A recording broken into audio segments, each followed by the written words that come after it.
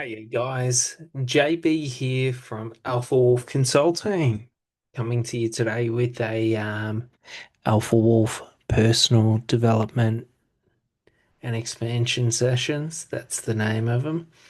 And what we're going to do in this session is just go through and sort of have a bit of a discussion about some of the finer aspects of personal development and sort of guide you through your personal development journey. Do you sort of get it? And the journey you can expect with the Alpha Wolf Reprogramming Your Mind course, or the Reprogramming Your Mind 12-month program. So we're sort of going to, over the next couple of days or weeks or months, depends how long I want to do it for, we're going to go through and talk through sort of what to expect and how to become more. Do you sort of get it? How to reprogram, rewire, conduct advanced synaptic pathway development, how to curate your mind, how to become everything that you've ever dreamed of, ever wanted, sort of everything like that. So basically, here we've got the Alpha Wolf Reprogramming Your Mind and Recreating Your Reality course. So, like, why is it called that? Because it's a guide to becoming more than you thought was ever possible. Do you sort of get it? I teach you about advanced, and this is only just the introductory course. Do you sort of get it? That's what these sessions are about. These sessions are about going a bit deeper than just the introductory. Do you sort of get it? So just realize that that this course is not the epitome of everything that I know. It's a very brief introduction to a little bit about what I know. Do you sort of get it? So it's very important when we're thinking about this and understanding like personal development and things like that, like why I've set it out the way I've set it out, but like why I've introduced what is in there. So there's my framework for success. Do you sort of get it? And then there's the self-validation course and workshop activities, the self-belief, you know, introduction, the self-belief course and self-belief activities. There's the introduction to learning and developing, or learning development and course creation. So, how to learn and develop at a higher rate, how to create courses like this, how to present information, how to share information. My introduction to sales and communications, understanding sales and communications. Now, this isn't my advanced level knowledge. This is just introductions. So, like a buyer must know you, a buyer must like you, a buyer must trust you. Do you sort of get it? But we don't go into the advanced understandings of, well, how do we make a buyer know, like, and trust us? You know, like, like how? Do you sort of get it?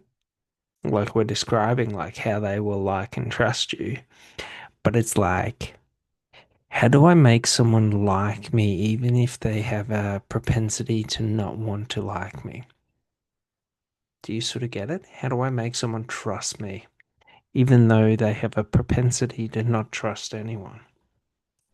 Very advanced psychological patterns we run.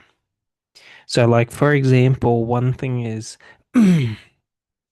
if I wanted to make someone trust and like me at a high rate, like, I have to create cognitive dissonance within their mind. Do you sort of get it? So, like, I can be an asshole, so to speak, but also be kind. Do you sort of get it? I can be harsh, but genuine. Do you sort of get it? I'm creating two competing things where, for example, if I'm not so much an asshole, but like if I'm abrupt, if I'm sort of confrontational, if I'm sort of non-compliant, so to speak, like most people would assume you're an asshole. Do you sort of get it? But it's like if I create this understanding within people that I stand on my principles, I stand on what I believe, I'm authentic to who I am, and if I offend you, I offend you. If I don't, I don't. But I do it from a place of being authentic and kind. It creates cognitive dissonance to where you don't want to like me, but you like me. Do you sort of get it? Think about it like this. In your life, in like sort of your experiences socially and social interactions, it's like sometimes you don't like someone when you first meet them, but the more you get to know them, the more you start to like them. And then the aspects that turned you off about them in the first place become the things you like most about them because your sense of sort of how you understood them or what you understood about them was skewed, was like wrong, so to speak, or it was something new that basically you hadn't experienced before. So it created this sort of resistance, or you created a resistance to it. Do you sort of get it? It's very important to understand these frameworks and these principles because like we're able to use them in advanced sales practices to create like high level bonds through being slightly misperceived, but then like having a way to do it. So, like, for example, if someone is not a buyer, and I try to engage in like let's say a qualifying process with them and talk to them, and let's say I got a market stall and someone walks over to my market stall and I say, hey, how's it going? And I start talking to them and they go, oh, I'm not interested. And I go, okay, no worries. And then another person comes up and I start talking to them, and that person's interested and starts asking questions. And I talk to them and answer questions. And they notice that I wasn't trying to sell them, that I was just communicating with them.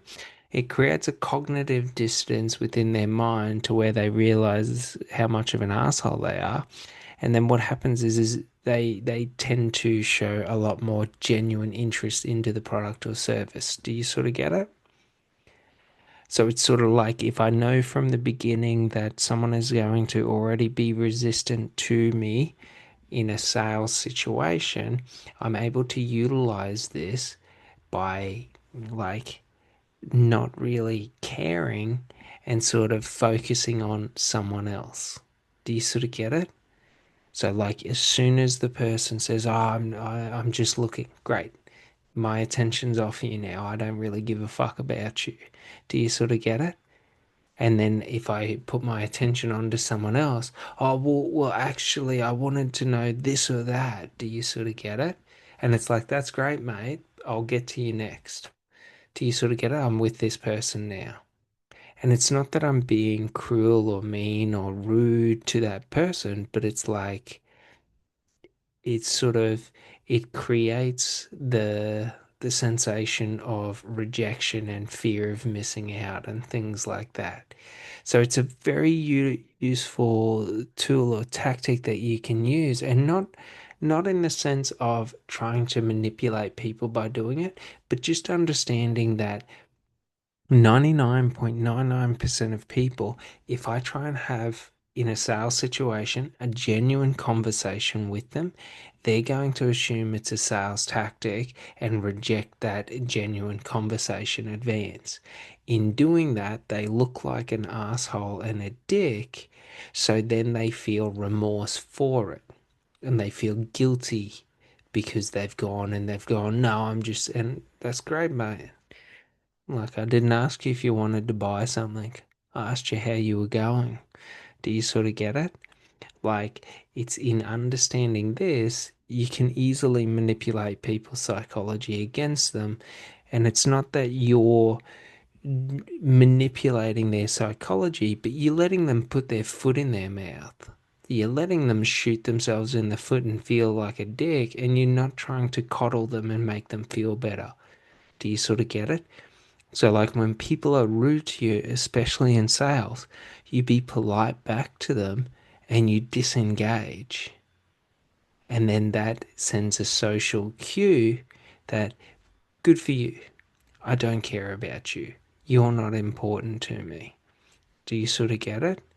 And we're not using that like in the context like when amateur guys are trying to impress a girl, treat them mean, keep them keen. No, if someone goes to be a dick or someone is rude to you, don't make them feel better because then they'll feel guilt and remorse for the behavior or the way in which they acted.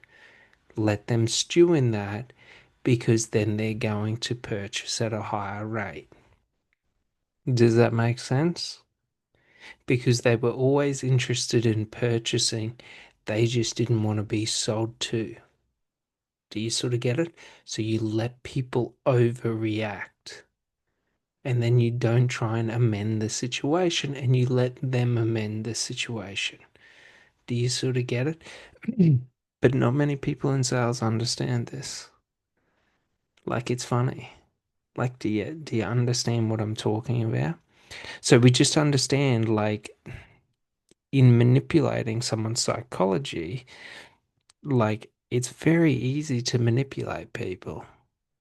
Like, all you have to do is understand the train of thought and how they're going to act and react, and then you can position yourself and you can get them to act outside of their nature. So if I'm walking along and I say hey to someone and they say, no, I'm not interested, you fucking idiot. Like, do you sort of get it?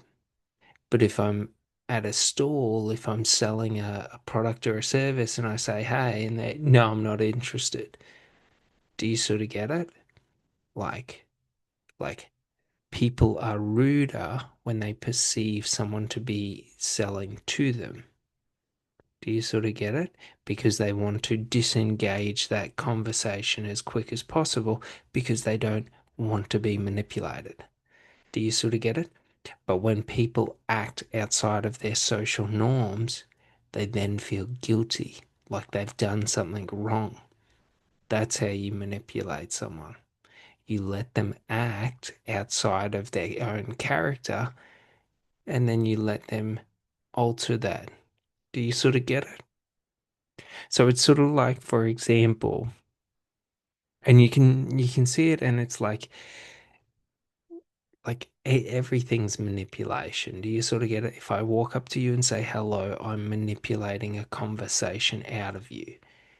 If I walk up to you and say nothing, I'm manipulating you to engage in a conversation.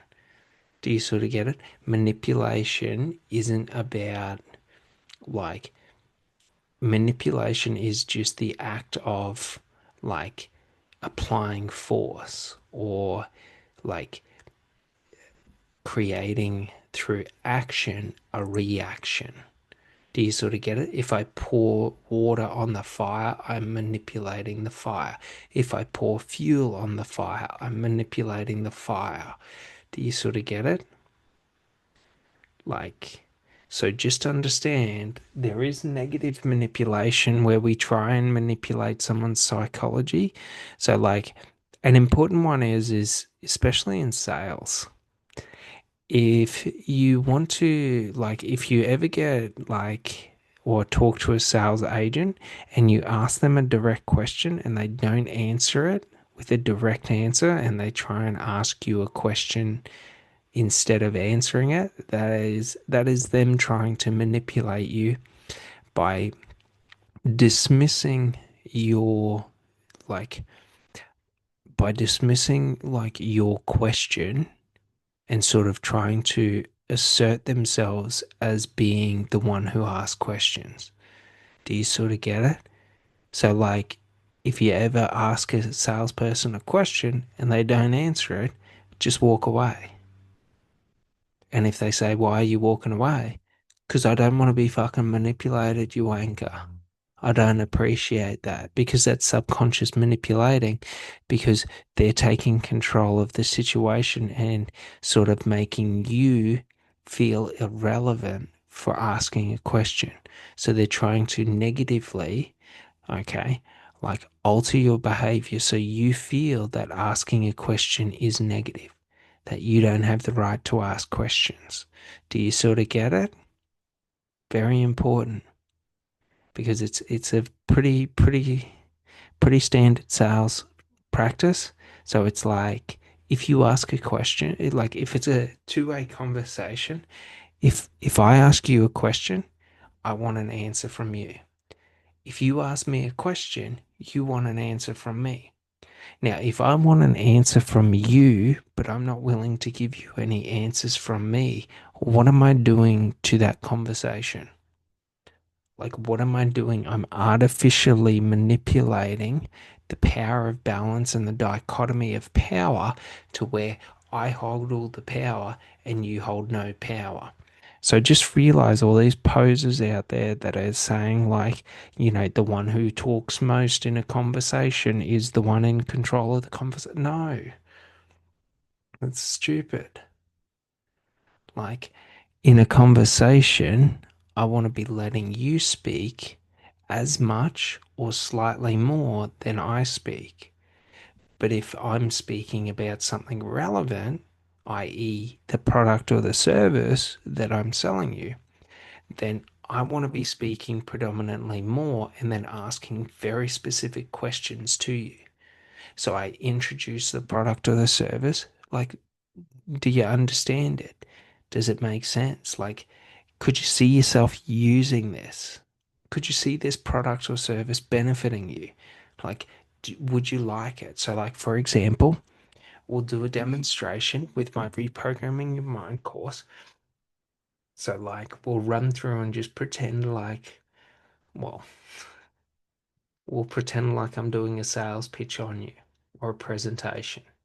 So, it's like if I'm talking about, this reprogramming your mind program, so the course, it's a guide to becoming more than you ever thought was possible.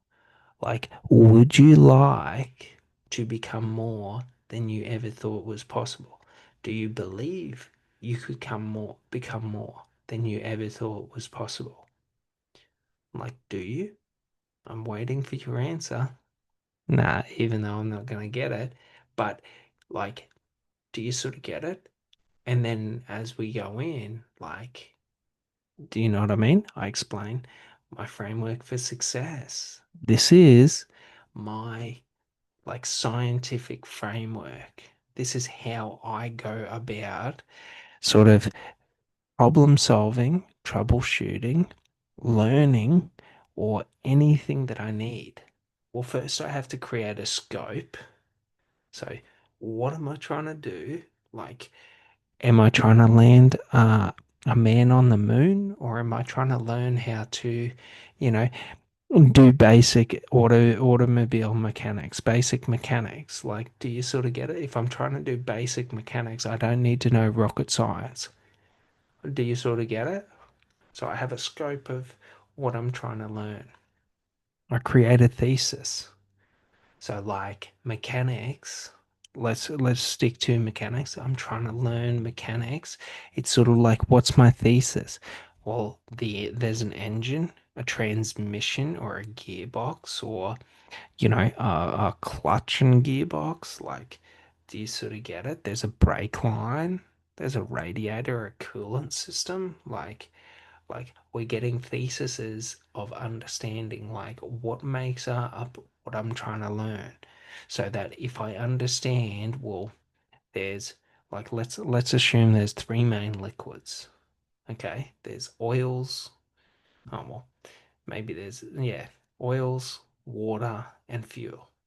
Do you sort of get it? We have fuel lines and all of that. We have all the different greases and oils that lubricate like all the different components within it, within the car, and we have the water, water system which cools it and things like that.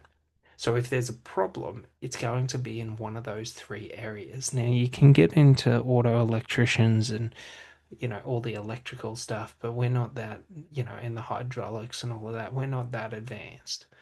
Do you sort of get it?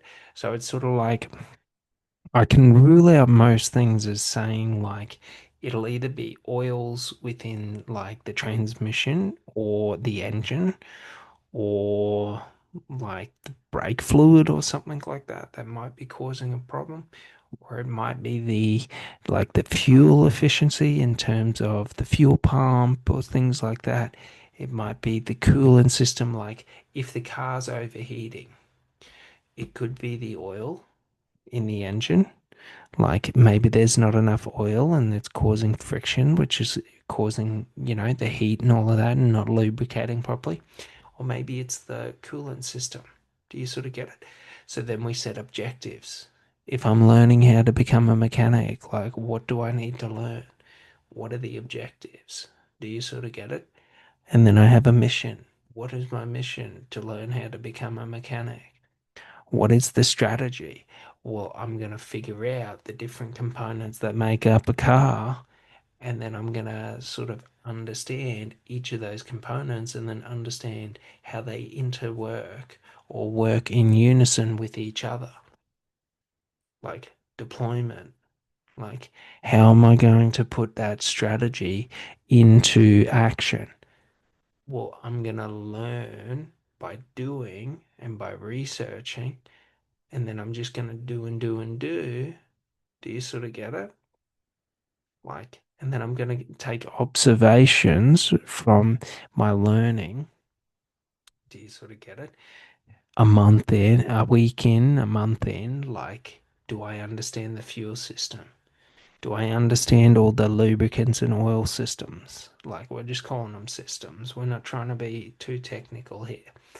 Do you know what I mean? Do I understand the coolant system? Do I understand all the electricals? Like, whatever it may be. Like, as you can tell, I understand cars, but I'm not a fucking mechanic. I don't care. Do you sort of get it? I like to break things, I don't like to fix them. Does that make sense? So, like, we observe, then we analyze, you know, we look and review the outcomes, we review the results we got from it. We look at ways of improving our process of learning. Do you sort of get it? We reassess and re engage, and we do it again and again and again. Do you sort of get it? We just continuously run this process again and again and again, and each iteration we refine it. Does that sort of make sense? Do you know what I mean? We've got my self validation, like introduction. What is self validation? What's my thesis on self validation? Like, what have I found through my experience of learning self validation? Like, how do I build self validation within myself? Do you sort of get it? So if I'm talking to you and I'm sort of having a conversation or a presentation with you on this, it's sort of like, do you know, like, what is self validation to you? Do you sort of get it? Do you understand how to validate yourself? Like, do you understand the power of validating yourself? Do you sort of get it? Like, do you understand that? Because if you understood the power of self validation, then you would no longer seek external validation because you realize the most powerful validation is the validation you can give yourself. Do you know what I mean? If I understand, like, what has been your experience in that? Like, what's been your experience if I were to ask you in validating yourself externally through other people and third parties? Like, How has that gone for you? Like, does it make you feel good when you go to validate yourself through people and they reject you? Like, what does that do for you? Do you sort of get it? Like, what happens when you know what I mean? When you wrap up who you are or your identity and self in external validation. Like, I can already tell you exactly what happens. I've been there. When you build yourself up in external validation, you become really, really brittle. But you also become very, very egotistical or even narcissistic because it's like for me to be the best in the room, others have to be below me. For me to be, the best or considered, good or high value, like I have to be hyper focused in on what other people think of me and how they're perceiving me. Have you ever experienced this? Of course you have. We both know you have. Like, that's just the thing. Like, you can act and tell me like you haven't, but like, I know you're full of shit. Do you sort of get it? Because all we would have to do is go out in public, and all I would have to do is observe you, and I would be able to tell. Do you sort of get it? Because it's very easy. Like, do you find yourself to become conscious when you're around other people? Do you sort of get it? Like, do you sit there and would you pick your teeth if you had something in them? Or would you try and go somewhere where other people can't see it? If your nose was itchy, would you scratch it? Do you sort of get it? If you had to cough, would you cough? Would you, like, not to say that you wouldn't cover your mouth, but it's like if I had to scratch my nose, am I gonna go like this and try and pretend like, no, I'm not scratching my nose? Like, just realize, think about it like this.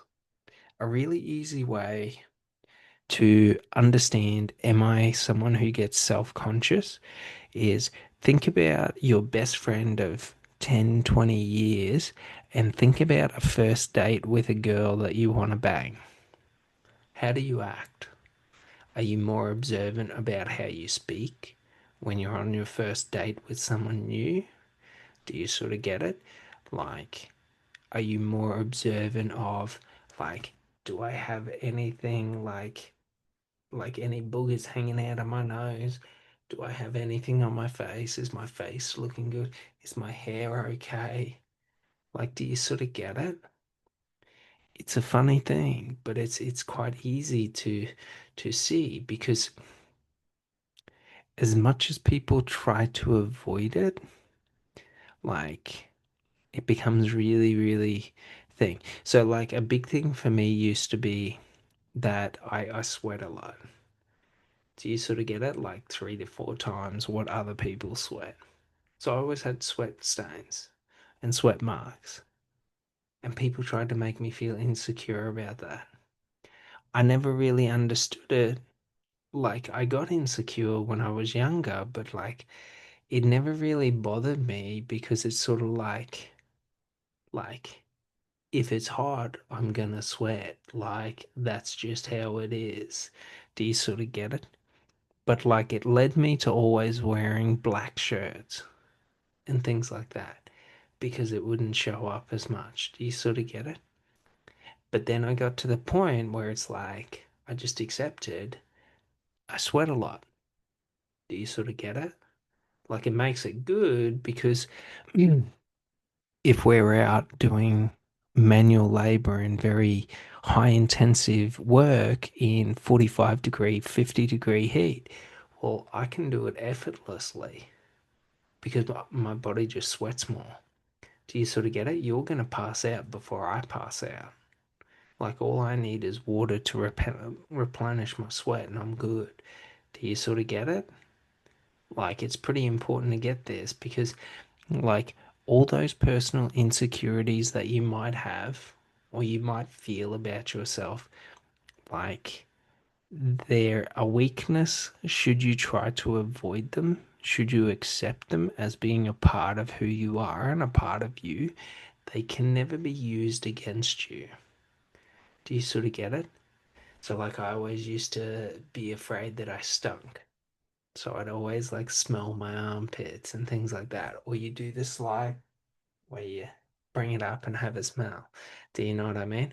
And that's just because I was always doing like skating and things like that. So I was always sweating and always pretty stinky. But it's sort of like, it's one of those things that, like, if I stink, if I don't stink, it doesn't really change who I am. Do you know what I mean? Like, if I have sweat marks, if I don't have sweat marks, it doesn't really change a thing. Do you sort of get it? But if I'm sitting there and I'm always insecure about myself, about my sweat marks, about stinking, about this, about that, like, I'm hyper vulnerable to any criticism that anyone else could have. Do you sort of get it? So when I create my identity based around like others' perception of me, I have to become hyper focused in, because should people say things about me or all of this, like, I'm vulnerable to it. Do you sort of get it? Like, when I learn how to validate myself, I don't really need other people's validation. So it's sort of like, if someone said to me I stink, well, I'd say, like, probably I haven't showered yet, or I've been doing this or that. Like, it makes pretty logical sense that I would stink. Do you know what I mean? But like, smelling good isn't a part of my identity. Like, me smelling good, me not smelling good doesn't add or detract any value from who I am. Do you sort of get it? Like, because my value isn't superficial. Does that make sense? Is your value superficial? Like, if your value is superficial, how I look, how I smell, the clothes I wear, like, just realize you're a very brittle and frail person, because your ego is the easiest thing to attack and destroy. Do you sort of get it?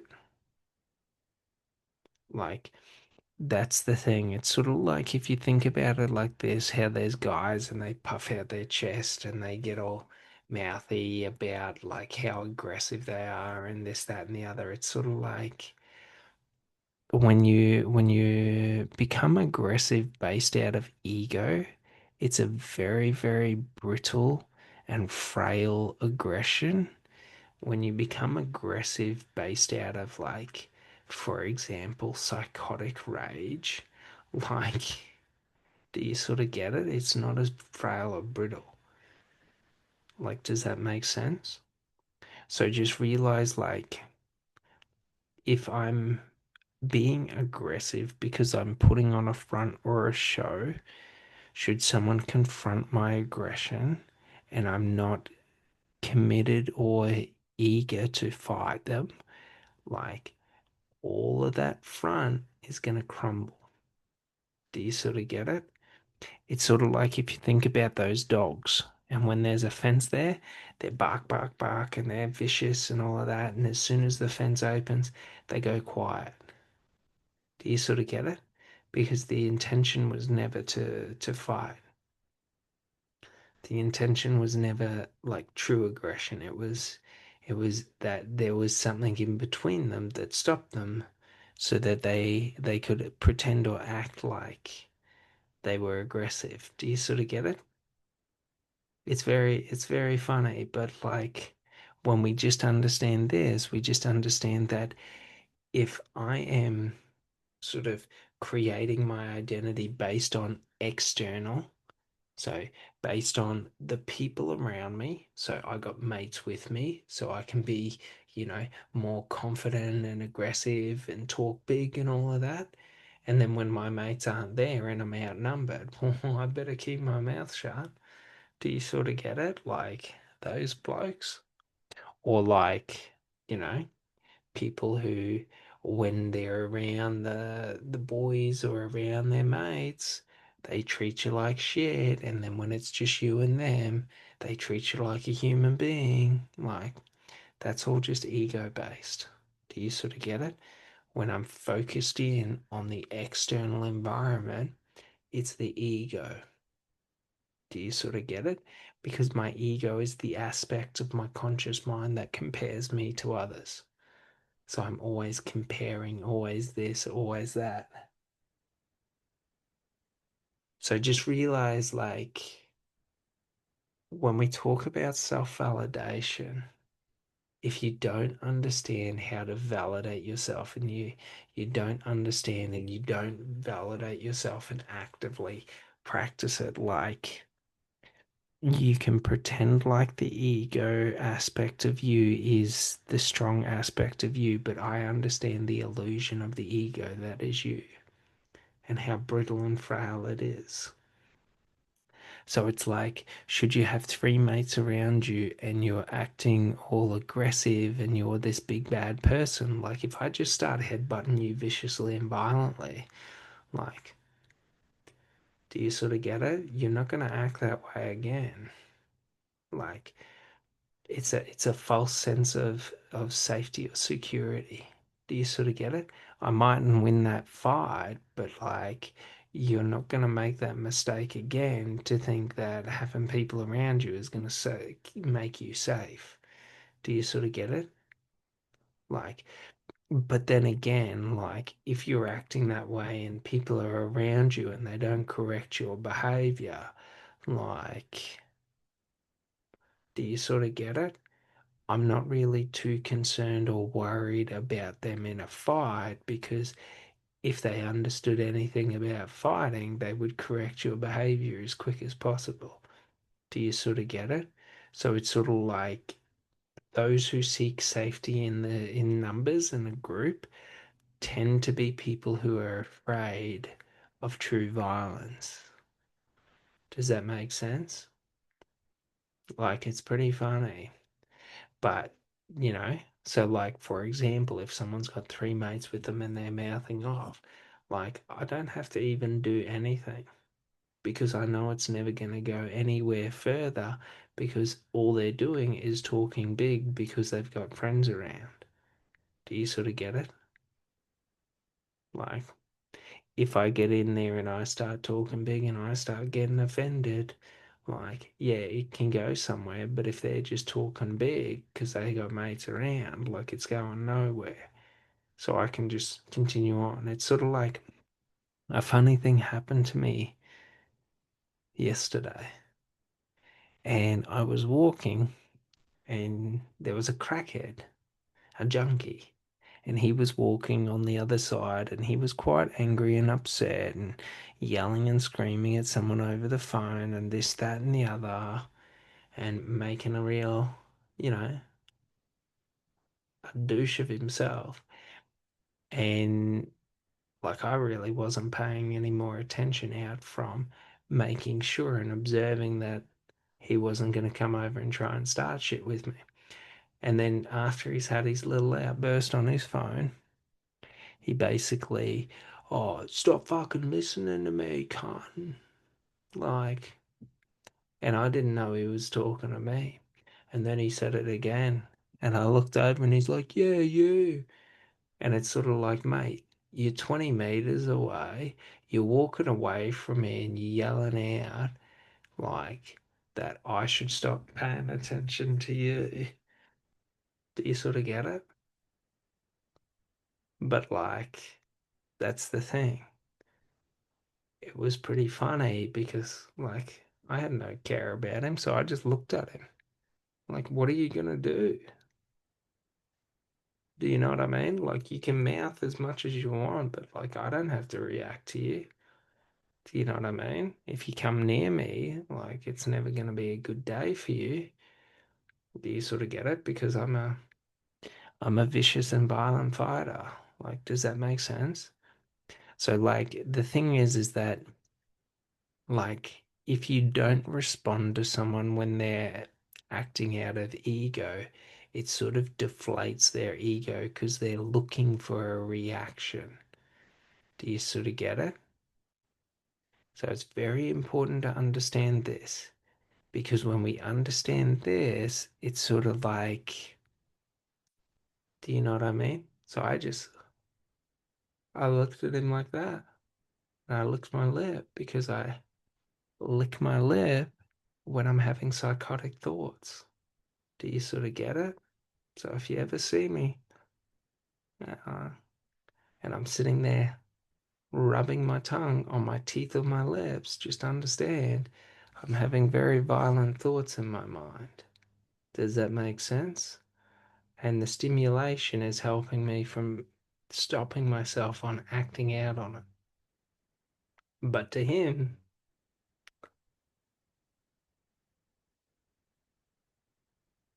that's all he saw. Me just staring at him licking my lip, not saying a word. Does that sort of make sense?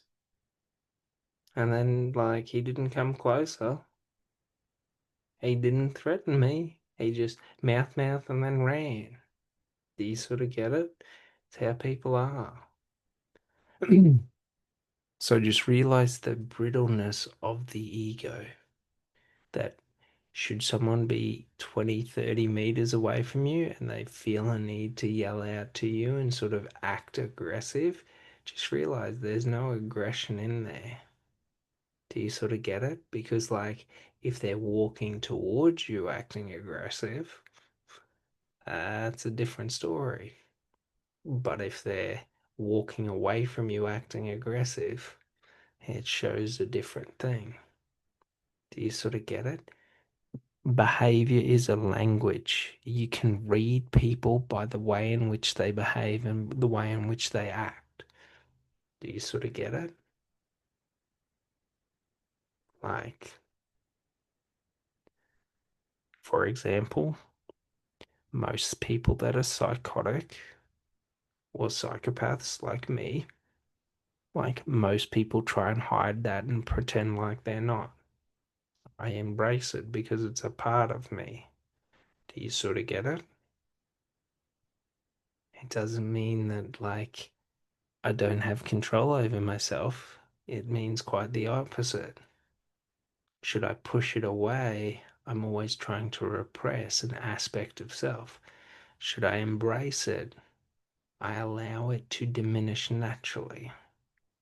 Does that make sense?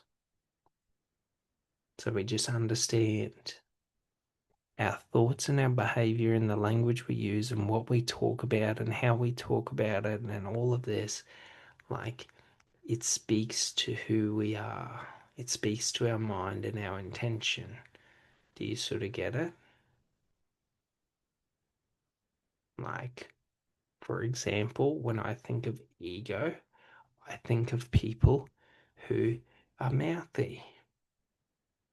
Does that make sense? Some other people who think, when they think of ego, they think of people who are sort of have superiority complexes, or people who are rude, or people who are inconsiderate, or people who are this, people who are that. Do you sort of get it? Like, narcissistic and egotistical are two slightly different things, but narcissism is a more self destructive version of egotism.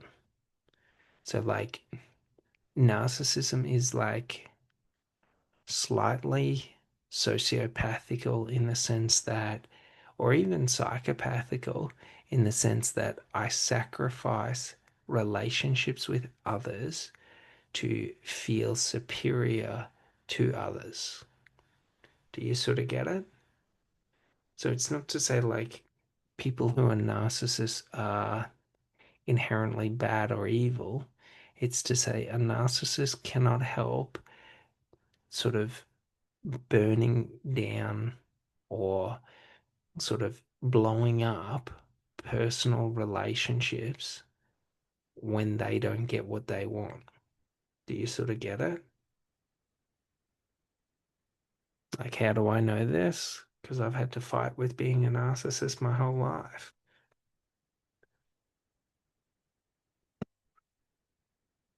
Does that make sense? So, like, it's quite easy not to be egotistical. It's quite easy not to be narcissistic. Because, like, the problem with narcissistic brings in the viewpoint internal.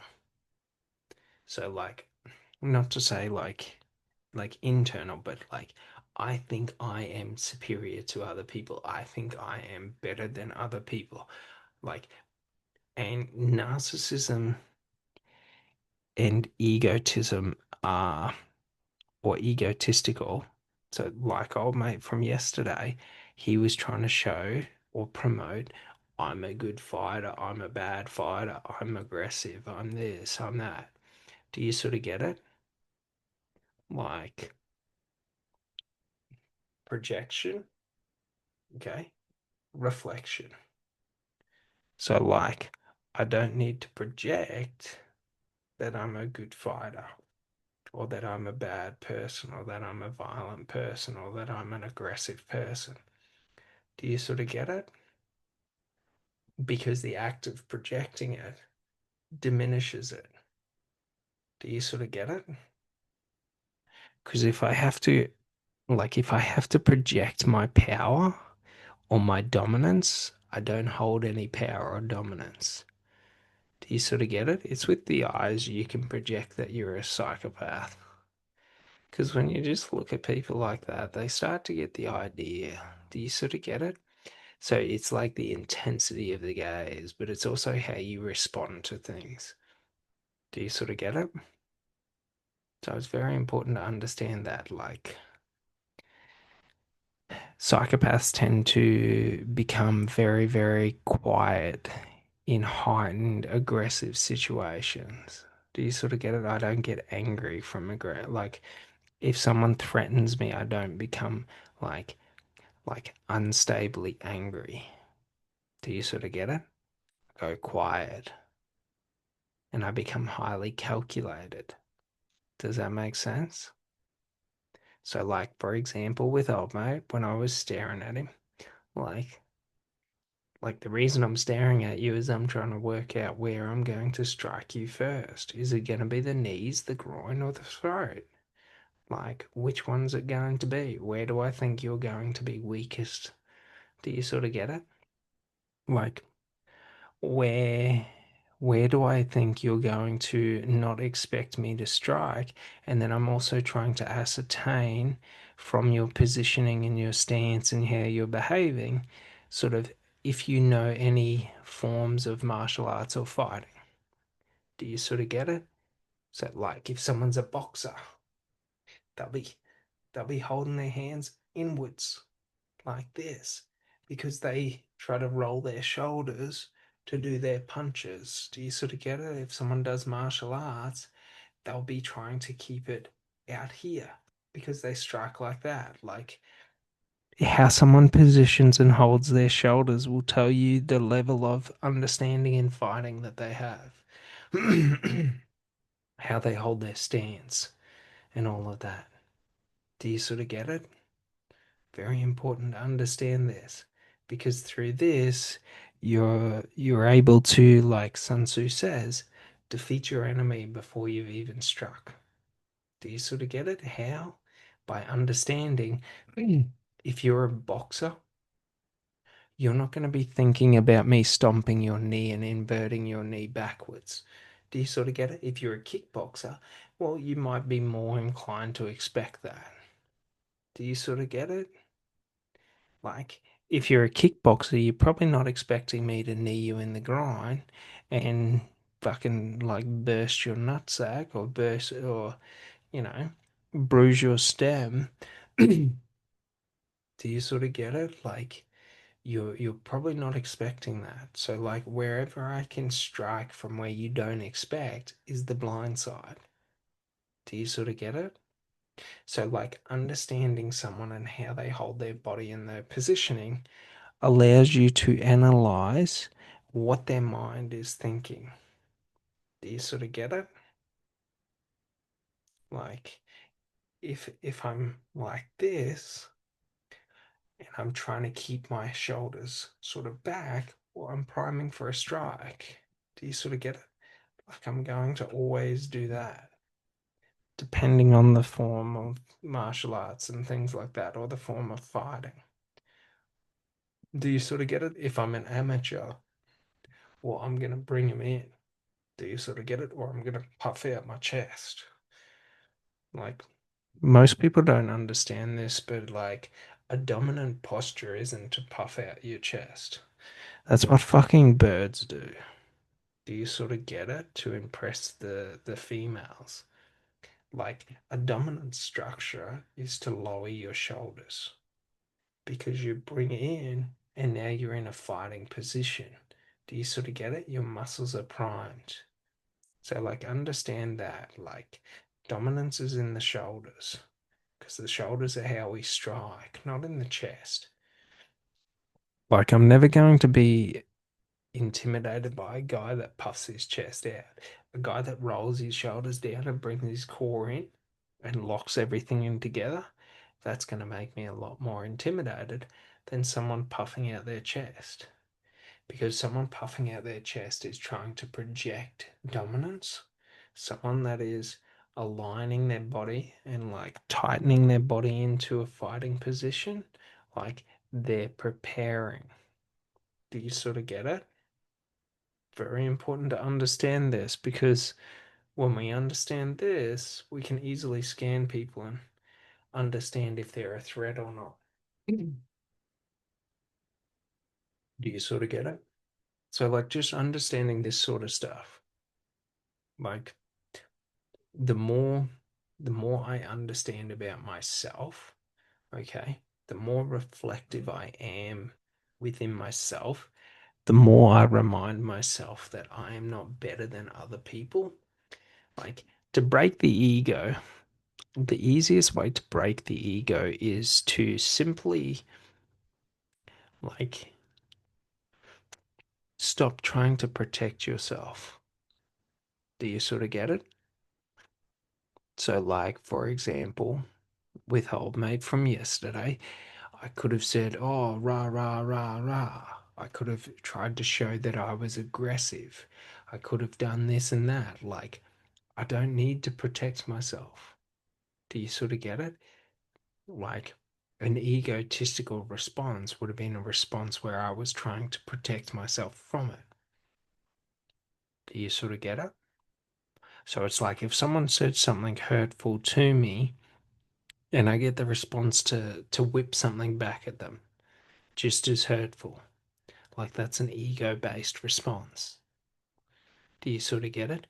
If someone says something hurtful about me and I say, yeah, fair call, like I take away all the power of anything that they have to say. Do you sort of get it? When people are based out of the ego, they're looking to sort of get you into your ego. Like it's a form of like, so to speak, mind manipulation. Do you sort of get it?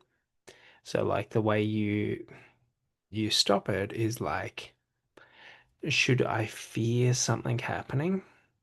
If I give in to that fear, I'm in my ego. If I don't give in to that fear and I let go to that fear being a possibility, I am now outside of my ego. Do you sort of get it? So it's very important to understand this because the ego is the section of self-identification that seeks to protect. I protect myself, that seeks to compare and all of that. So it's just in a part of the conscious mind.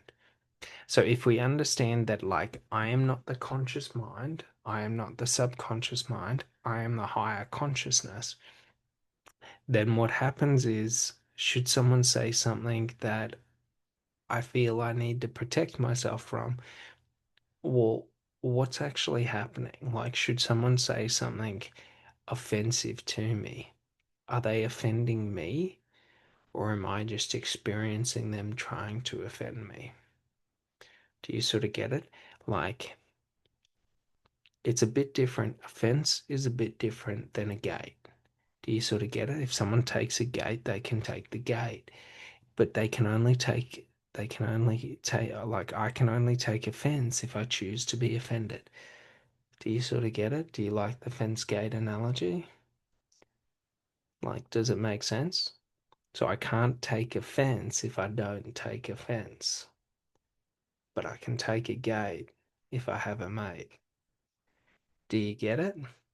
So like, if someone does something, says something, or anything like that that is meant to hurt me or offend me or trigger me or anything like that, if I refuse to allow it to, then it doesn't have to.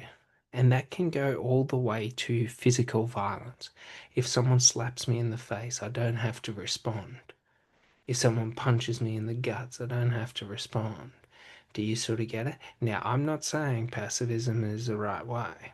If someone slaps me in the face, it's I'm taking their two front teeth. Do you sort of get it?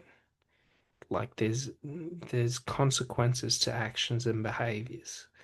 And certain ones are, I don't like to be attacked and I reserve the right to overreact if someone attacks me. Do you sort of get it? Do you know what I mean? So it's like, we're not saying that you have to be a pacifist, but should I choose not to perceive physical violence as a threat, I don't have to feel threatened by physical violence. Does this make sense? So, like, how I choose to perceive what is happening to me in life determines how I feel about it. So, if I don't feel insecure or threatened by a physical attacks cease to make me feel insecure or threatened. Do you sort of get it? So, I take the weight out of it, so to speak. Like, if I'm around people who physically attack me, like, I should not be in that environment. Does that make sense? So, like, it's my responsibility to remove myself from that environment. But should someone physically attack me, I don't have to respond or react to it. Because if they're trying to provoke, like, i.e., someone slapping you in the face is trying to provoke a certain type of a reaction, either fear or they're trying to get you angry and upset and things like that. Like, just realize, like, if I can remove, like, if I can move you from your conscious mind into your subconscious mind, so if I can make you emotionally unstable or unstable, I can then start directing and dictating your behaviors. Do you sort of get it? If I make you angry, I can make you react and respond in ways that I want you to react and respond. Do you sort of get it? Like, to a point, there is a certain level of volatility within, like, the expected ones. But if I know how you respond and react when you get frustrated or angry, like, I'm able to then manipulate you emotionally into getting you angry and then getting you to react and respond in a certain way. Do you sort of get it? So, like, how it used to be for me is when I got frustrated, I used to get vocal. Do you sort of get it? Like, I used to yell. So people would try and get me angry and frustrated to get me yelling so that they could make out that I was this certain person. Do you sort of get it? Like, it's pretty funny because, like, for me personally, if I become angry and lose control, like, I've never, well, not to say I've never, but I've rarely lost control of my anger. Because for me to lose control of my anger, like, means I become like I don't have control over my actions. Does that sort of make sense?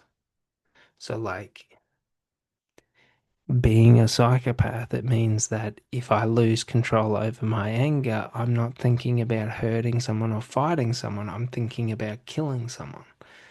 Do you sort of get it? I'm thinking about permanent disability, breaking knees, like tearing ligaments, like dislocating like things, like pretty rough stuff. Do you sort of get it?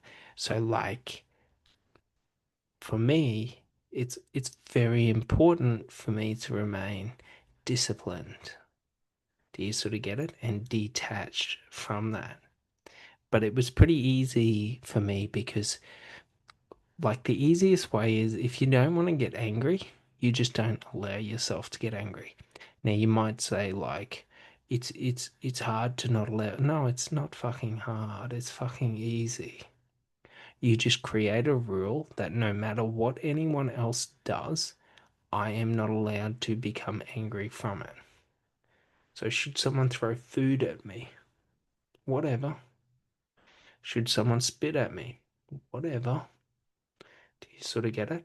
So, like, my rule is I'm only allowed to become angry if I fear that my life is in danger, if I feel threatened.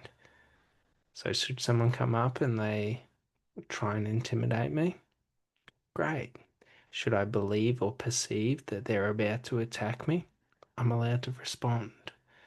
Does that sort of make sense? So just realize that it's sort of like if I make a rule, like for example, a lot of people have trouble with kids. And it's like the easiest way to be good with kids is this. You just make a rule, they're a fucking kid, they're gonna do stupid shit. So they do something stupid, they're a fucking kid, they're gonna do something stupid. And that just like excuses all of their behavior. Now, it's not to say that you let them sit there and do stupid things. Do you know what I mean? If they pick up a knife and go to stab themselves in the gut or the leg, like, you're not going to sit there and go, well, that wasn't a smart thing to do. Like, they're a fucking kid. Of course, they're going to do stupid shit. So you see them go for a knife, you grab that knife. Do you sort of get it? Because you're not like an asshole. Do you sort of get it? So it's like a lot of people have this idea of expectations where they expect, well, I've told you not to get the knife, so you shouldn't do it. And it's sort of like if it's a kid, it's a kid. Do you sort of get it? Like you can have expectations on a kid, but you don't get to change what a kid is. They're a fucking idiot. They do stupid things. Do you sort of get it? Not to say they're bad for it, but like if they've never been burnt by a hot plate on a stove, like chances are if the hot plate's on, they're going to put their hand on it, not realizing. Do you sort of get it? Intentionally or unintentionally. But if they get burnt enough times, they're going to remember. Double check before you put your hand there. Do you know what I mean? Like, even adults do this, where you don't think and you assume through expectations that, for example, the hot plate on the stove isn't hot. And then you lean and you put your hand there and it's hot. Like, who hasn't done this in life? Do you know what I mean? Well, probably many people haven't, but like, who hasn't done this in life where you make a mistake where you don't think about like the situation. Like if I didn't see you cook, why would I think that the hot plate on the oven is or on the stove is hot? Do you sort of get it?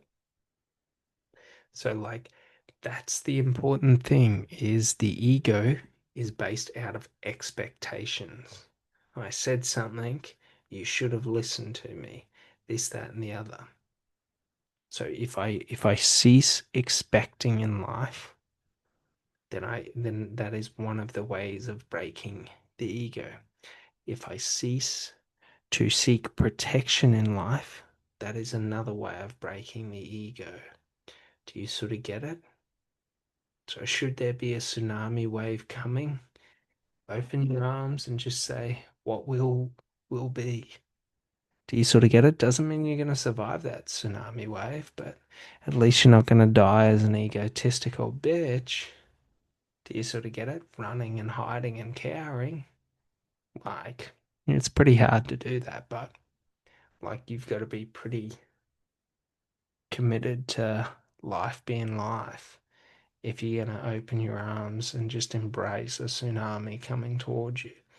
Do you sort of get it?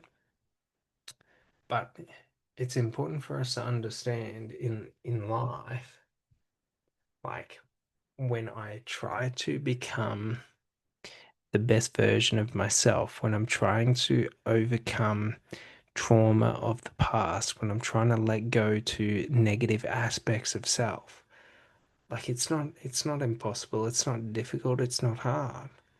They're all excuses. Do you sort of get it? Like, what is self-belief? Belief in self. Like, what is a belief? Do you sort of get it?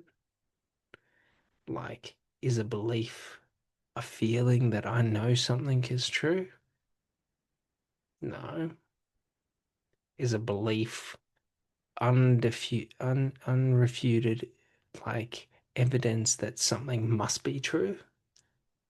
No, man. A belief is just a thought on repeat. When I say something again and again and again, I believe it. So it's sort of like if you ever wanted to like understand how compulsive liars and all of that, like how they lie so proficiently, like they believe their lies because they understand or they have a compulsion to believing that like if I believe that I lie, it's more convincing. Do you sort of get it? So even if I know I'm lying, I'm gonna choose to believe it. Do you sort of get it? Like, why are they so good at it? Because they've done it again and again and again and again. Do you sort of get it? So it's a learned behavior. So, like, when we think about that, and we're not thinking about it in the negative sense of, a compulsive liar and all of that, but we're thinking about it in a positive sense of like building self belief, like just saying to yourself, I can do it, I can do it, I can do it, I can do it. And you keep repeating that to yourself, you will believe it. Do you sort of get it? Because every time you're repeating it, you're creating in your conscious mind the synaptic pathway for that. So you're associating, I believe I can do it. I believe I can do it. I believe I can do it. And you're building that. And it becomes a bit of a mantra. And then that becomes the easiest fire. So, like, but the downside is, okay, what is different about reprogramming of your mind and affirmations is an affirmation is just in the conscious mind. I believe I can do it. I believe I can do it. You're not going to feel it. It's not going to do anything. You'll think you can do it, but you won't ever feel you can do it.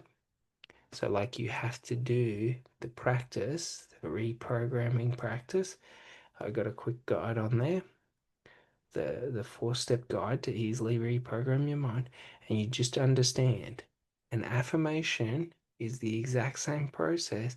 It's anything that I repeat again and again and again, anything I do on repeat becomes a strong synaptic pathway.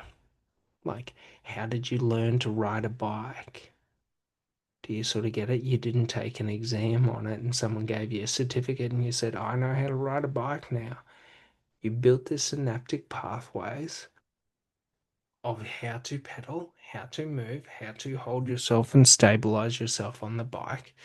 Like, you built up the neural network of synaptic pathways that understand when I'm on a bike, these different feelings and sensations require different firing synchronizations. Do you sort of get it? So like if I go too far to the right and I feel like I'm leaning, I have to counterweight. Like how did I learn that? Because one day I went too far to the right and I fell over. Do you sort of get it? So it's just a cluster, like, and we could call it like a neural network, a cluster of synaptic pathways firing. Like, who knows what the actual terminology is? Who fucking cares? Like, what is a neural network? Like, maybe it's a network of neurons, all firing, or clusters of neurons. Like, but we're going to utilize it in this as understanding that a neural network is a collection of of synaptic pathways all firing in unison for different things. So, like when I run, I'm not just running with my legs, am I? I'm using my arms as a counterbalance. I'm using my core. I'm doing anaerobic or aerobic breathing. Like everything is working in synchronicity and everything is synchronized to operate as a singular function. When I ride a bike, I'm not just pedaling. Like every time I push, I am balance, counterbalance, balance, counterbalance. Like, do you sort of get it? Like, I'm moving with it with the biomechanics of me pedaling. Do you sort of get it? Like, many different things. Like, so just understand, like, when we're talking about advanced synaptic pathway development, okay, when we're talking about affirmations, affirmations are just conscious synaptic pathway development.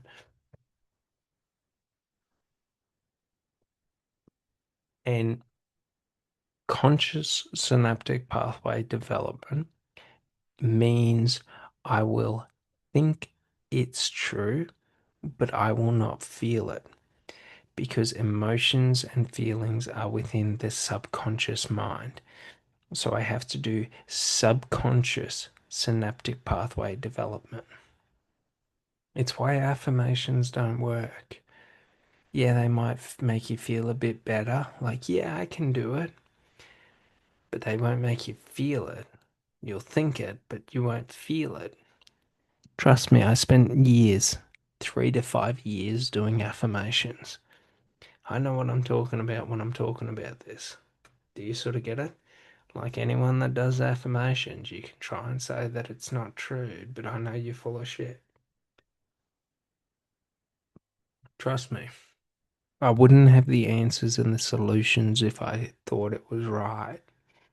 Do you know what I mean? Because I wouldn't have had to go and figure it out. So just understand that, like, how do I activate my conscious and unconscious mind simultaneously through body positioning? Do you sort of get it? So, specific body positioning activates my unconscious mind and my conscious mind. So, when I just do an affirmation and say an affirmation, I'm only doing it in the conscious mind. It's ineffective. So I have to do specific body positioning and body movements to activate my conscious and unconscious mind so that when I do run language patterns or dialogues or narratives, like you can call it an affirmation, but like it's it's not an affirmation. It's a language model or a language pattern. Like it's specific language. Do you know what I mean? Like an affirmation that like I am worthy of love and respect. Like that's not an affirmation. That's a language pattern, a sequence of language. Do you sort of get it? So like affirmation is just the act of listening to someone say, I'm worthy of love and respect and doing nothing about it. You sort of get it? So it's sort of like because a lot of people like they think of affirmation as affirmative action. Me actioning affirmation or an affirmative of who I am and my worth. That's you could argue that that's what it is, but like each to their own. Do you sort of get it? Affirmations are illogical in the sense that like I'm worthy of love and respect. Why are you worthy of love and respect? Do you sort of get it? Like I am love. I am respect. I am great. Why? So we understand a language pattern has to have like specific elements to it. I'm worthy of love and respect because I am me. I am worthy of love and respect because I love and respect myself. I am worthy of love and respect because I don't allow others to, devalue who I am. Like, why am I worthy of love and respect? Do you sort of get it? Affirmations are illogical because they're just words and they think that those words hold power. Like, because I say worthy and love and respect in the same thing, that I'm going to have love and respect. Why am I going to have love and respect? Like, there's no association or bond between it. Do you sort of get it? So, like, if I have a language pattern in my mind, a synaptic pathway of I'm worthy of love and respect, like, do you think that when something negative happens, like, I'm going to think, oh, I'm worthy of love and respect? Like, don't get me wrong, like, understanding how to reprogram the mind is the foundational science of psychology, kinestology. That's where I based like a portion of my practice out of my reprogramming your mind practice. But the problem was is they didn't understand the additional elements because it's fucking psychologists and they don't understand it properly because like they never had to do it for themselves. Do you sort of get it? Like they create this technical product, but they're not an end user. Do you sort of get it? So that's an important thing you'll realize. You can go and get therapy. I went and got therapy and it was pointless. Not to say it wasn't transformative, it was transformative, but it wasn't because of them. It was because of me, so to speak. Like, I got put onto by my psychologist, Psych K, and it worked. And it worked like really well. But the problem was, like, it was very limited because that was the first belief I am worthy of love and respect. And it didn't fix anything. Do you sort of get it? I thought or I felt I should be worthy of love and respect. I'm worthy of love and respect, but I didn't know why. Do you sort of get it? They don't understand that aspect of it. They don't understand the self validation aspect. That it's not the practice. The practice isn't what is, in essence, valuable. It's the practice is a foundational practice for reshaping and sort of restructuring your synaptic pathways. So it's like I'm worthy of love and respect because I am my authentic self. So now I understand why. Now I have the power. Do you sort of get it? I don't just have the expectation that love and respect is for me. Love and respect is for me because I'm my authentic self. I'm worthy of love and respect because I love and respect myself. Like I'm empowering myself. That's what they don't understand. So just understand when we're doing these practices, when we're reprogramming the mind, it's not about like the practice is one thing, one element. Do you sort of get it? But it's the reassociational sort of the reassociating between like my current reality of how I view and feel about myself and the new reality that I'm constructing. Do you sort of get it? So, like, I am good enough. Do you sort of get it? You've probably tried those affirmations where you say, I'm good enough, I'm good enough. You could even reprogram your mind and say, I'm good enough, I'm good enough, I'm good enough, I'm good enough, I'm good enough. And reprogram your mind to that. Why are you good enough? Why are you reprogramming your mind to be good enough? Do you sort of get it? So it's very important to understand this if I show you some of the reprogramming your mind practices that I have created. There we go. So, like, if we go there and we have a look at one of them. All right, so let's say we wanted to let go to self doubt. So it's like, do you want to become action orientated within yourself? Oh, well, that's inaction. That's not self doubt. There, self doubt. Like, do you want to let go to self doubt? Like, that's a question you got to ask yourself. Do I? Do I want to let go to self doubt? Okay, yes. Why? So basically, like this practice, if you do it, okay, will give you the feeling of belief within your ability.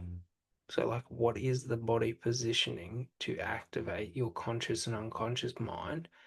You place your right arm over your left arm and sit them on your lap, and then you just cross your ankles, okay? Just making sure that each crosses the other hemisphere because my right hand is controlled by my left hemisphere, my left hand is controlled by my right hemisphere. When they have to cross, what happens is both hemispheres have to activate simultaneously. Do you sort of get it? It's only then can I reprogram my conscious and unconscious mind simultaneously. But the practice is okay, I no longer doubt myself, for I have belief in my ability. Do you sort of get it? Or you could say my abilities. My ability, my abilities. However you want to say it. But like, I no longer doubt myself, for I have belief in my abilities or my ability. However you want it to be. But do you sort of get it? So I'm taking away this self doubt and saying, I no longer doubt myself. Why? For I have belief in my ability. And now I'm replacing it. Do you sort of get it? But I also have to have the conscious awareness of associating it to like all of those situations. So, like, when I feel doubt arrive, or arise, like what causes me to feel it, fear doubt or feel doubt?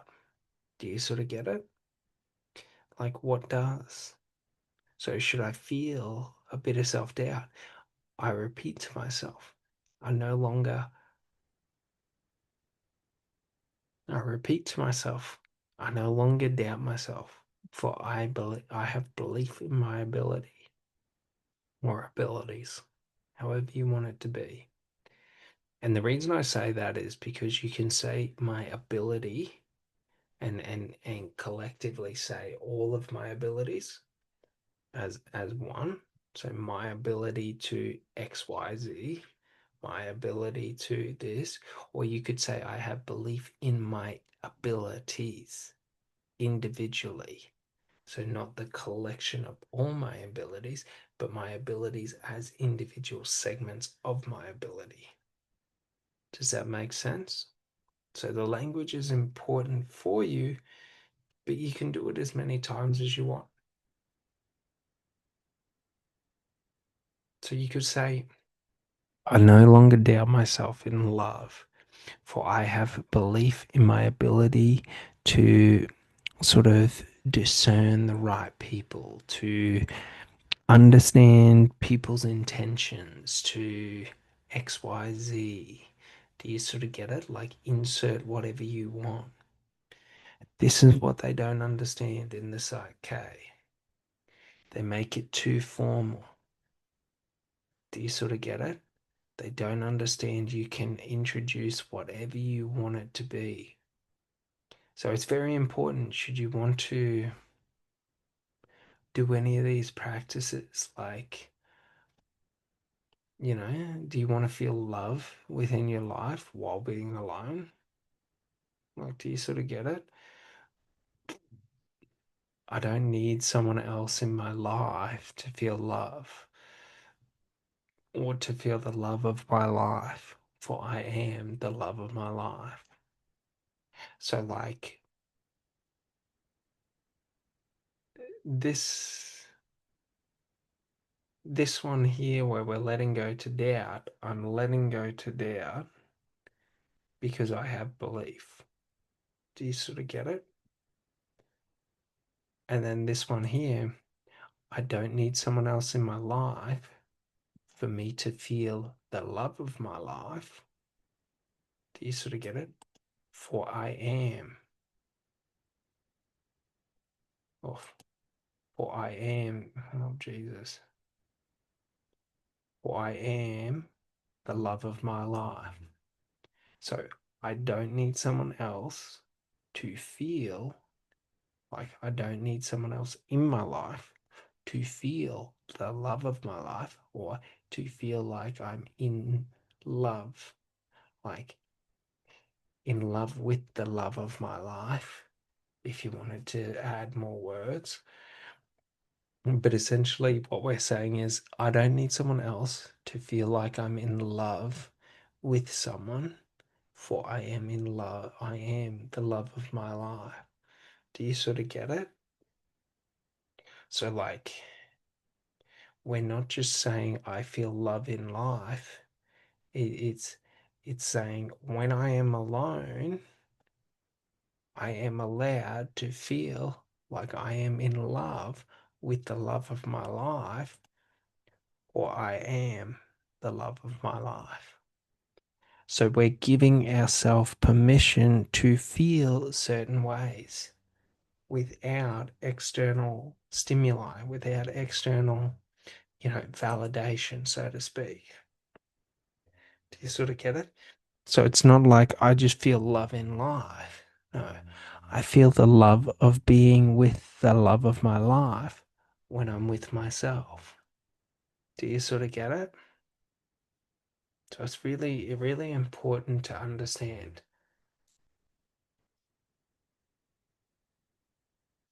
Oh, Jesus.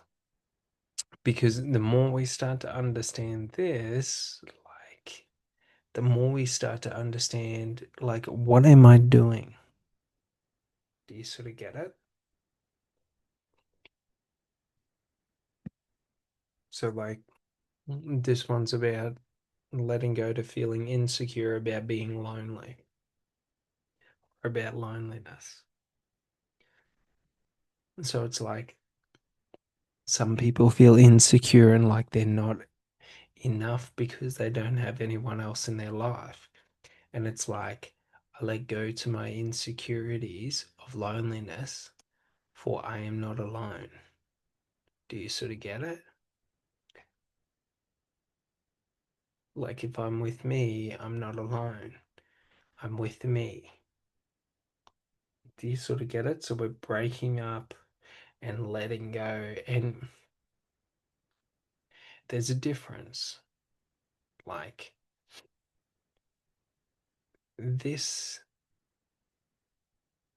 I'm saying I don't need someone else to feel the love of my life, or I am the love of my life. I don't need someone to feel love because I am love. Do you sort of get it?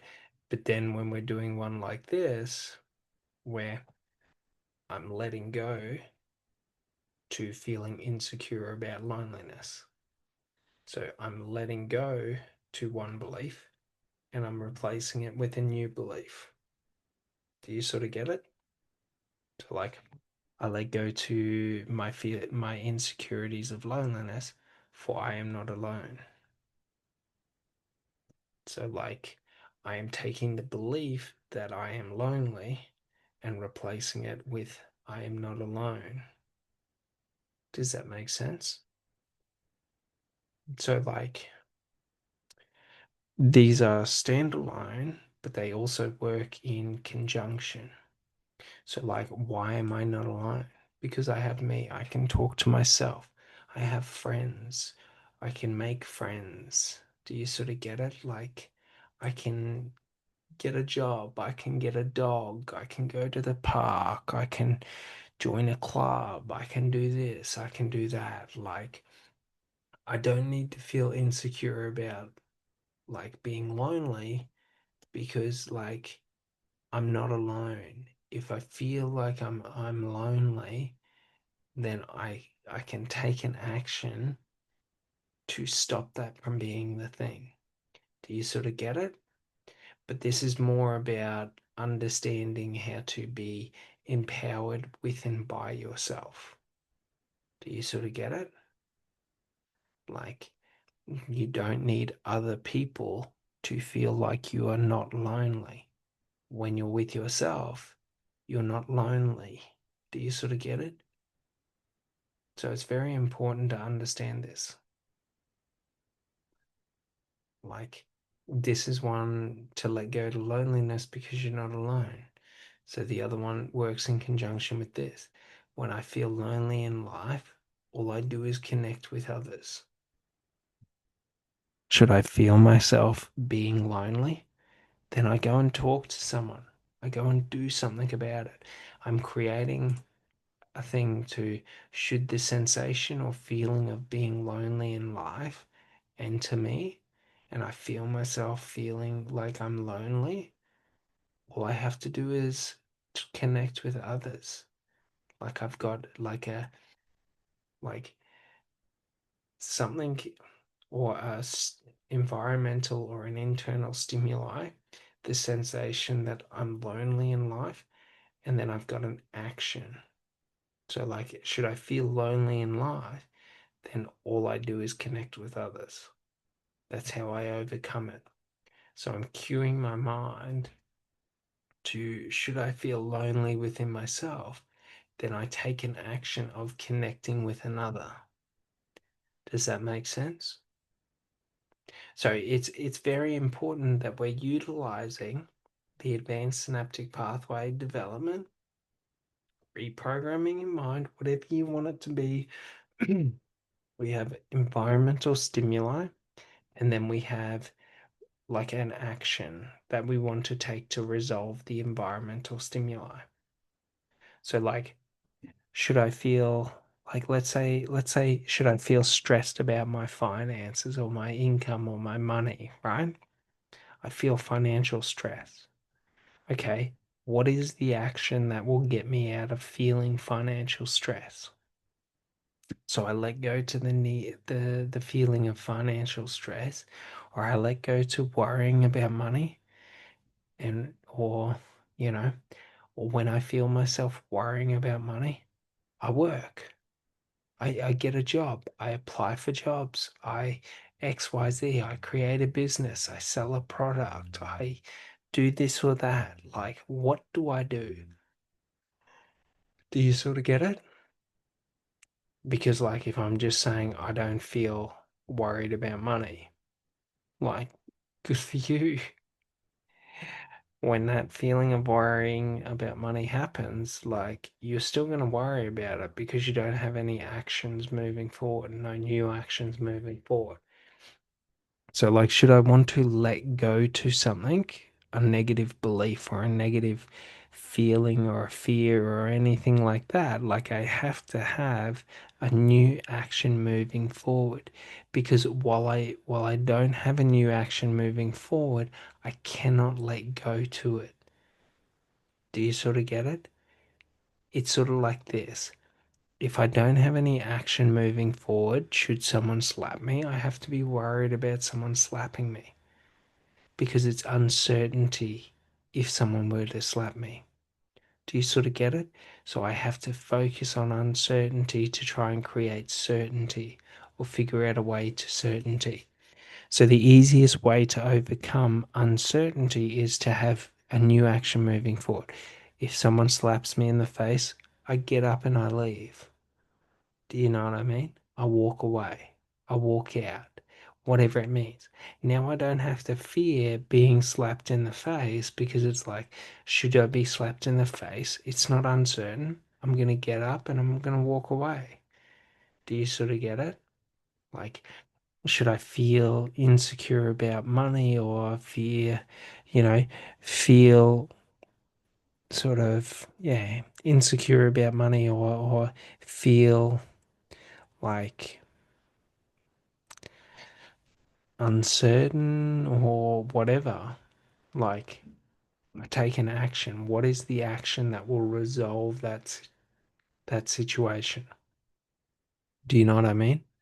So it's like, for example, if I'm in a job and I don't have much career path and I don't want to start a business and all of that, like, should I feel insecure about money? I learn something new. So maybe I learn, you know, something I need for a new job. Do you know what I mean? I upskill, I train myself. Like what is gonna make me feel resolved? Do you sort of get it? So like when I feel insecure about money, I create opportunity. I create abundance. Do you sort of get it? Like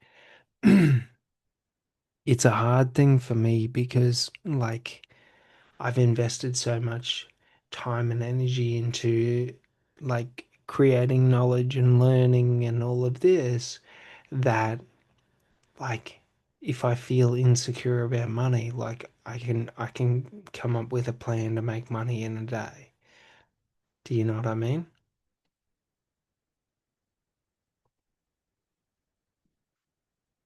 So to speak. Like I'm very committed to what I do. Do you sort of get it? I don't really like I want money, but I don't really care for it. Does that sort of make sense? Like what I want is this. Do you sort of get it? What I want is these programs. What I want is, you know, um, to build my reputation, to build my authority, whatever it may be. Like, that's the pathway that I see for it. Like, do you sort of get it? So I'm not going to go out and start a falafel, you know, a falafel van tomorrow to try and make money. Do you sort of get it? So, like, for example, if I feel insecure about money, then what I do is I invest into my business, into creating, into promoting, into marketing, branding, into my sales funnels, into web development, like into creating content. Like, do you sort of get it? So it's sort of like, yeah, while you can look for the short term, like, I need money today. What can I do? What actions can I do to make money today? Or you can think long term. I like long term over short term. Because short term, there's not as much opportunity, so to speak. Do you know what I mean? Like, so, like, let's say I had a van or a ute. I can go and move stuff for people. I can rent out my car. I can do ride share. I can do this or that if I need money. I can do deliveries. I can, get an extra job. I can, buy and sell products online. Do you sort of get it? Like, whatever I want it to be. For me personally, like, I want to be the best at what I do. Do you sort of get it? Like, I want to create, so to speak, my reputation to where when I speak, motherfuckers listen. Do you sort of get it? Not out of ego, but out of ease. So that should I want to make money, I sell products and services. Do you sort of get it? So it's like this idea that I can look at it in the short term or I can look at it in the long term. So, like the actions I take today in 5, 10 years will bear fruits in 1 year, in 2 years. Do you sort of get it? So, like, I don't have to look at the ultra short term of today, this hour, this, because I just think it's irrelevant or wasted. Do you get it?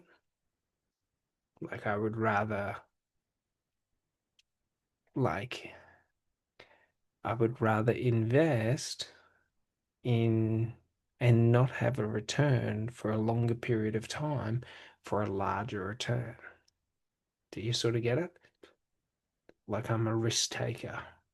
I'm about the Hail Mary pass. Like when in doubt, you know what I mean? Go for gold. Like I don't see a point competing for eighth place just so I can put some food on the table. Do you sort of get it? If I'm going for anything, I'm going for everything. So it's very important to understand this because, like, the more we understand, like, who we are and what drives and motivates us, the easier it becomes along our path. Do you sort of get it? So, like, for example, I could sit there and think, I need to be making money today, but it's like with one of my programs, if it takes 12 months to sell, like one of my programs might be what other people's whole 12 months of sales equivalent like equals. Do you sort of get it? Like smaller actions, bigger price tags. Do you sort of get it? Like I would rather sell high ticket products and services and refine that process than refine a low ticket product service. Do you sort of get it? Because the barrier for entry for high ticket products and services is much harder. Do you sort of get it? Like, I enjoy doing things that are highly difficult, that are hard, because otherwise it's boring. Do you sort of get it? Like, like, but also, like, I don't want to waste my time. Do you sort of get it? Like, I could do 99-cent courses, I could do dollar courses, I could do $9 courses, and I could sell as many of them as I wanted. But I would have to sell, for example, I would have to sell at $9.99 or at 99 cents, I would have to sell 400,000 courses to do the same as one of my business programs for 12 months. I would have to sell 10,000 programs for, or 10,000 courses for my reprogramming your mind course. Do you sort of get it? At $9.99, I would have to sell 1,000 of them. So how many people would I have to talk to build it up? But then you get into the psychology behind business, sales, authority, and things like that. And you start to realize that value is perceived, not actual. So there's no actual value. Like the price of electricity is a perceived price of electricity. The price of fuel is a perceived price of fuel. The price of fruits and vegetables are perceived prices. Like it's all perception. There's no market value because it's that manipulated. Do you sort of get it? Like, do you understand? So, like, the thing is that there is no like true and fair value for anything. Do you sort of get it? Just those who lead the market determine what is true and fair value. The energy companies determine what the price of energy is. The oil or OPEC determines what the fuel prices are or the oil prices. Do you sort of get it? The retailing conglomerates determine what the retailing is. Like take for example an iPhone or any smartphone. The material cost on it and the software cost for how many they sell is about $100 or $200, and they sell them for like 16,000 or $1,000 or $2,000. Like it's all an illusion. So it's sort of like, do I want to buy into that illusion and think that I have to sell the cheapest product and try and sell more cheap products? Or do I want to sell less high products and focus all my time and energy on the product or the service? Do you sort of get it? So, like, I can spend all my time trying to find people for cheap products and services, or I can spend all of my time trying to find people for very high ticket products and services. Do you sort of get it? And instead of me having to speak to more people because more only few people will be interested, I'm able to refine the product or service again and again and again and again. Do you sort of get it? 140 hours of content is in this, and it's not even scratching the surface. Do you sort of get it? So it's sort of like I can keep going and I can keep adding to it and I can make it bigger and badder and bigger and badder and make it better and better and better and better and better until at a certain point in time it becomes undeniable. Do you sort of get it? And I think for this program, I'm at maybe month two, like month one of properly trying to sell it, month two of having the offer up, but the offer started free. Then it went to $150. Then it went to $500. Then it went to $1,000. And then it jumped up to $10,000. Do you sort of get it?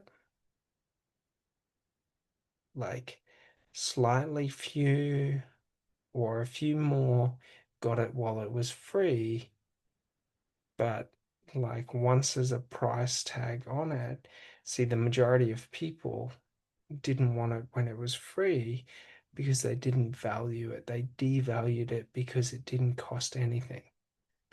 Do you sort of get it? So the problem is the incremental increases, like at $150, like people didn't think it was valuable enough to spend $150 on it. Now at $10,000, should I then devalue it to $150? Potentially people will want it because of the price comparison. But it's like it's only worth 10,000. Should I remain or keep it at 10,000? Do you sort of get it? So it's sort of like this idea that price is an illusion, not based on the quality or the value, because at free, people would have been lining up at the door. Do you sort of get it? Because like Like no one else has it. Do you sort of get it? Like few people have the amount of content required to compete with this. Like few individuals. Do you sort of get it? So it's very important because like the video content for this is currently about 140 hours. Within the next 5 years, it will reach 1,000 hours, hopefully. Well, it probably won't in the next 5 years. It'll probably take 10 or 15 years, but the next 10 or 15 years, it's going to reach 1,000 hours. And it will probably be between 10 to 15 to maybe 20 different courses that compile it. Do you sort of get it? So, very, very important to understand because the more we understand this, the more we start to see that if I invest the predominant amount of time into the product or the service or the products and services, into refining my skill, into refining my communication of my skill, into promoting and things like that, the benefit gain is going to be far higher as it compounds. Do you sort of get it? When I'm selling a 99-cent course or a $9.99 course, and I'm just trying to get more and more and more, yeah, it will compound the better I am at getting more people. But it's like, you sort of get it? Like, it limits what I can sell it for. Do you sort of get it? They're just two different business models. One is appealing to the masses, the other is appealing to a very, very specific group. Do you sort of get it? Those who want to become all they can be. All right, well, I'm going to leave this one here and I'll talk to you on the next one. Thanks so much. Bye.